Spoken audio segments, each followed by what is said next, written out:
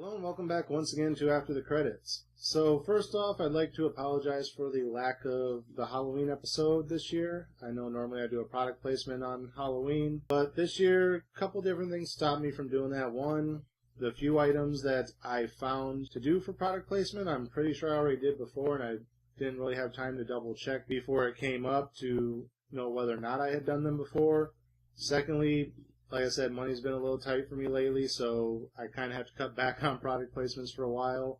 There's probably 4 or 5 things I'd love to do right now that I just can't really afford to do. So because of the lack of the product placement Halloween special this year, I thought I would do an after the credits of more of a horror movie, I guess, instead. But unfortunately, there weren't very many horror movies playing right now. The closest thing I could find was the prequel to Ouija, which is Ouija Origins of Evil, I believe is the subtitle. So I was going to go see that the night before Halloween and put it up as the Halloween review and actually push the Jack Reacher review forward, which would have ended up putting it on the date that it ended up airing anyway. However, the reason you didn't see anything on Halloween was because I unfortunately had a death in the family, and that kind of took precedence over doing any videos for that day. So, unfortunately I didn't get a chance to go to the theater and watch Ouija Origins of Evil and do the review on it for Halloween.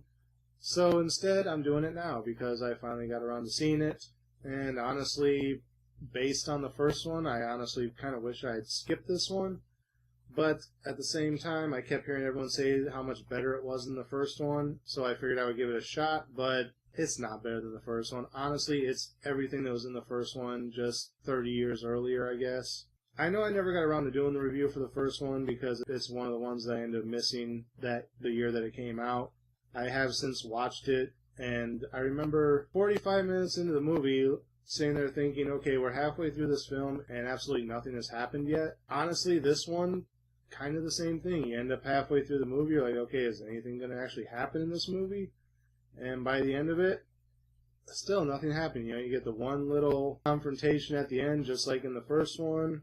It's non-eventful. It barely has any real jump scares in it. It doesn't really try for any jump scares. Like the 1 or 2 that it does try for are really weak and telegraphed and predictable, even more so than in the first one. And yeah, it just kind of falls flat as far as a horror movie. It's not even really suspenseful. All the mystery of it is pretty much open and closed. There's no really how did this happen type of thing. And honestly, from what I remember the first one, this one doesn't 100% match the origin of what was explained in the first film. For those of you who remember the first film, and for those of you who don't, spoilers, the main girl of the film goes to talk to a woman in a nursing home, and she's told the story of what happened in the past, which is basically what this movie is visually seeing what happened in the past. But the way things play out aren't what was originally told to the girl in the first film, so it's almost like they started writing the sequel and then, forgot what they had said as their origin story, so then, midway through, they're like, oh crap, this doesn't match at all what we said in the first one.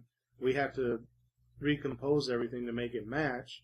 And then, the last 10 minutes just takes this really odd turn of, okay, we have to fit this, and this in to make this movie match the origin story that we laid out in the first film. And it's just really shoehorned in and just really doesn't make a lot of sense in the overall scheme of things, I guess. At least not to me. Yeah, this one wasn't any better than the first one. It wasn't any worse than the first one. It was basically the exact same story of the first one, but it's the previous story that's recanted through the old lady in the nursing home. Without spoiling the whole thing, there ain't really much more I can say about it than that. So what would I give it as far as a star rating? 2, I guess?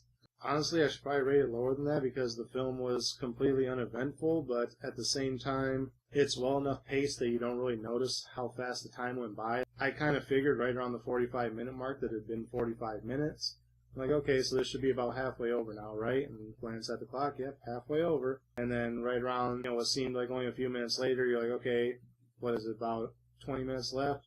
Yep, about 20 minutes left. Had this movie been more poorly paced, it probably would have seemed like a 5-hour movie as opposed to an hour and a half. In turn, it ends up seeming like about an hour and 15 minutes, even though it's about an hour and 35. So, yeah, the pacing's about the only thing that really saves this movie from being any lower.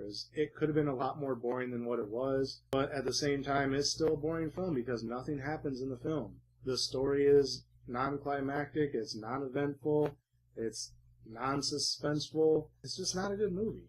Don't go see it. If you like the first one, then watch it. You'll probably like it.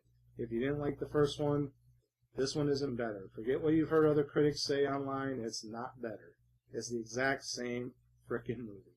So yeah, that's my review of Ouija 2, Ouija Origins of Evil, whatever the hell it's called. As always, thank you guys for watching. Remember to like, comment, subscribe, share the video. Links are in the description. And until next time, I'll see you after the credits.